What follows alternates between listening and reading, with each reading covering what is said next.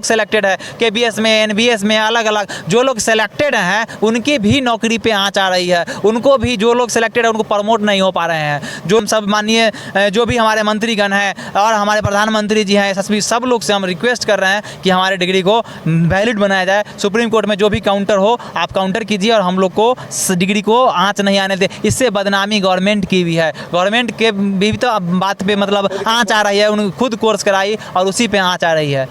अब क्या पता इसके पीछे की क्या वजह हो, वो हम सब तो अभी तक नहीं समझ पाए हैं। NCTE इसको गजट में पब्लिश करवा ले एंड देन हमारे साथ वो आ जाए, MHRD हमारे साथ में आ जाए और हमारे कोर्स को डिफेंड करे। This is the only way हमारा कोर्स बच सकता है सर। इसके लिए जो है NCT जिम्मेदार है और NCT को एक काम करना चाहिए। इसके लिए जो है उसे अपना एक शुद्धिकरण पत्र निकालना चाहिए और शुद्धिकरण पत्र के माध्यम से सभी राज्यों के सरकार को वहाँ पे दिशा निर्देश दिया जाए कि यह कोर्स जो है 2 साल का है और यह फ्रेश रिक्वायरमेंट के लिए भी वैलिड है और सर्विस में रहने के लिए भी वैलिड है। जिनकी एज खत्म हो गई है वो सरकारी स्कूल में नहीं पढ़ा सकते, क्या उनको प्राइवेट स्कूल, निजी स्कूल में पढ़ाने से उनका हक छीना जा सकता है क्या? और उनका अब वो भी हक छीना जा चुका है। निजी स्कूल वाले भी कहते हैं this degree is not valid.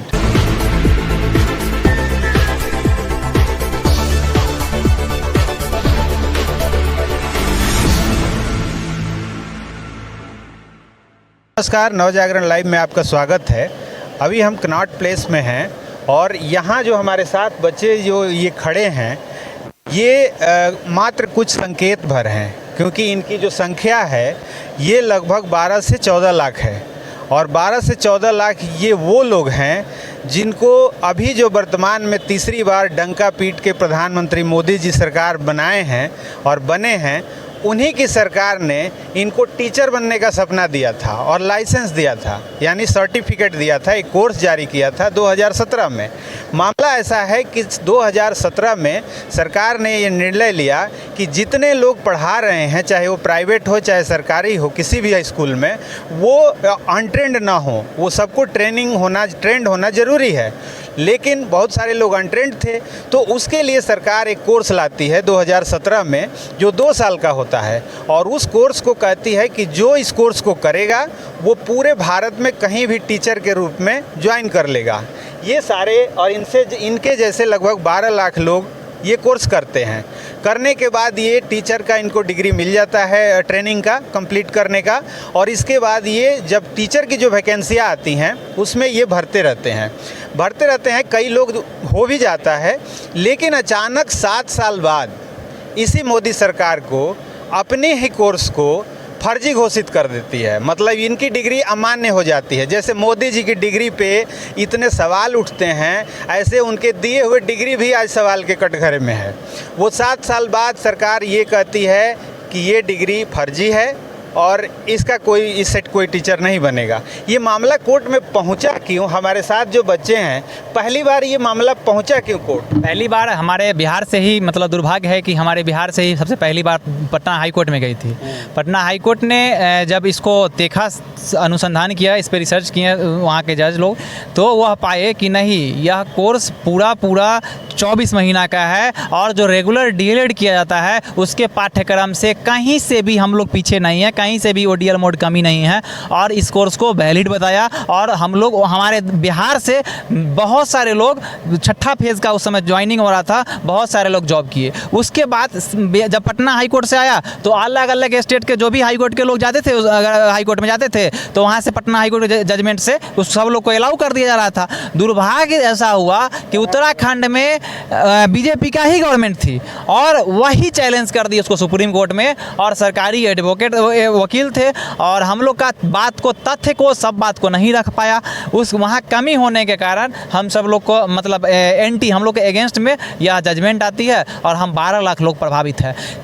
जो शिक्षा मंत्री उस समय थे प्रकाश जावड़ेकर, आप लोग उनसे इस केस को लेकर मिले? हाँ, उन्होंने अपना लेटर पैड पे लिख के दिए हैं कि यह मतलब सब चीज़ सही है। हमारे माननीय उपेंद्र कुशवाहा जी भी थे, वो भी लिख के दिए। हमारे यहाँ के, हमारे बिहार से मैक्सिमम लोग बिहार हो गए हैं, अलग अलग महाराष्ट्र से लोग हुए हैं, लोकसभा में काउंटर क्वेश्चन किया गया है, हर एक लोग इसको वैलिड बता रहे हैं कि इसमें बच्चा का स्टूडेंट का कहीं से कोई गलत नहीं है। इसमें अगर त्रुटि हुआ है तो जज साहब को समझाने, माननीय जज साहब विद्वान है, उनके हम प्रश्न उस पर प्रश्न नहीं उठा रहे हैं, उनको समझने में दिक्कत हुआ है और उस समझाने के लिए हम लोग कोशिश कर रहे हैं कि सरकार ही जा करके उनको समझाए और जो गवर्नमेंट सरकार हमको डिग्री दी है उस डिग्री को सही ठहराए, वैलिड कराए और हम सब लोग अपना हक को, हम सब लोग सेलेक्टेड है KBS में, NBS में, अलग अलग जो लोग सेलेक्टेड हैं उनकी भी नौकरी पे आँच आ रही है, उनको भी जो लोग सेलेक्टेड है उनको प्रमोट नहीं हो पा रहे हैं, जो लोग सेलेक्टेड हैं इस डिग्री से वो दूसरा फिर से B.Ed का कोर्स नहीं कर पा रहे हैं। तो सबके साथ आज न कल वो भी कटघरे में सब लोग हैं, आज न कल सब फंसेंगे, हम फंसे हुए हैं। हम लोग अभी जितना भी लोग है अपकमिंग वैकेंसी का इंतजार कर रहे हैं, हम लोग सेलेक्टेड हैं, बहुत सारे लोग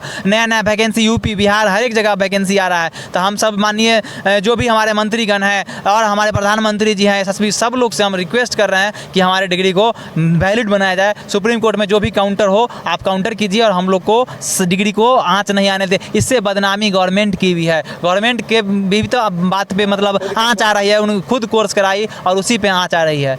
अच्छा, जब जो कोर्स होता है आमतौर पे लोग प्राइवेट बहुत सारे कॉलेज होते हैं जो कोर्स कराते हैं और उस कोर्स में क्या होता है कि वो फर्जी होते हैं और वो जब कोर्ट में जाता है तो फेल हो जाता है। लेकिन जो सरकार करा रही है और जो NIOS है, जो ओपन स्कूल है, जो लर्निंग की, वो भारत सरकार की जो स्कूल इकाई है वो कराती है और उसके बाद भारत सरकार ही अब कह रही है कि भाई ये वैलिड नहीं है। तो ये क्या है, इसके बाद आप लोगों का क्या कदम है, क्या करेंगे आप? सर्वप्रथम आपके व्यूअर्स को मैं एक चीज़ बताना चाहता हूं सर कि 22 सितंबर 2017 को एक लेटर जारी होता है जिसमें कहा जाता है कि the memorandum of this course will be printed in the gazette. ऐसा कहा जाता है कि इस चीज़ को जो कुछ भी है मानव संसाधन विकास मंत्रालय के तरफ से ये बताया जाता है कि इसको गजेट में प्रकाशित किया जाए। And the same done by the NCT, उन्होंने भी ये क्या किया कि जो हमारी मायापुरी रोड में एक मुद्रण की संस्था जो है वहाँ पे इस चीज़ को ट्रांसफ़र कर देती है कि चलो ठीक है इसको गज़ट में आप लोग पब्लिश कर सकते हैं। बट इन मीन टाइम क्या होता है सर कि गज़ट पब्लिश नहीं हो पाता है। अब क्या पता इसके पीछे की क्या वजह हो, वो हम सब तो अभी तक नहीं समझ पाए हैं। लेकिन जब थ्रू द RTI इस चीज़ का इन्फॉर्मेशन को वो हम लोग पता करने की कोशिश किए तो पता चला कि जो एक मैंडेटरी पेमेंट होता है, मिनिमल पेमेंट होता है, मिनिमम शायद 29 या 21 रुपीज़ का पेमेंट था सर, जो भी था NCT ने उस चीज़ को एज अ डिमांड ड्राफ्ट के रूप में पे नहीं किया, जिसके वजह से मायापुरी रोड में स्थित वो जो हमारे सरकारी मुद्रण संस्था है उन्होंने इस गज़ट को पब्लिश नहीं किया। बताइए ये कितना बड़ा दुर्भाग्य है। तो जो भी दिक्कतें हैं वो तो सरकार की तरफ से है, वो उसमें जो अभ्यर्थी हैं इनका तो कोई दोष है नहीं। सरकार के गजट में वो पब्लिश कर पाई नहीं कर पाई, कोर्स में अगर कोई दिक्कत भी है तो वो उसी की बनाई हुई कोर्स है, उसी की डिज़ाइन की हुई कोर्स है।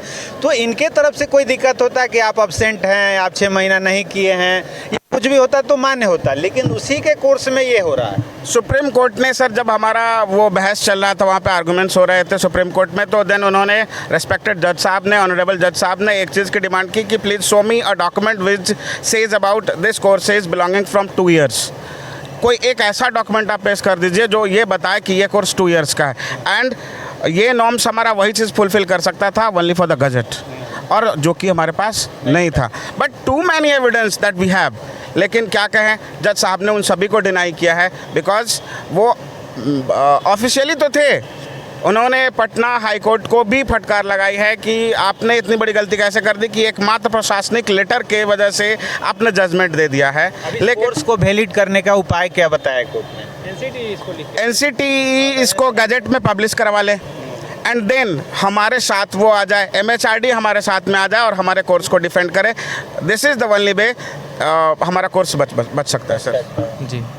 तो ये है, आप लोगों का और कुछ कहना है? नहीं, इसके लिए जो है NCT जिम्मेदार है और NCT को एक काम करना चाहिए। इसके लिए जो है उसे अपना एक शुद्धिकरण पत्र निकालना चाहिए और शुद्धिकरण पत्र के माध्यम से सभी राज्यों के सरकार को वहाँ पे दिशा निर्देश दिया जाए कि यह कोर्स जो है 2 साल का है और यह फ्रेश रिक्वायरमेंट के लिए भी वैलिड है और सर्विस में रहने के लिए भी वैलिड है। जी।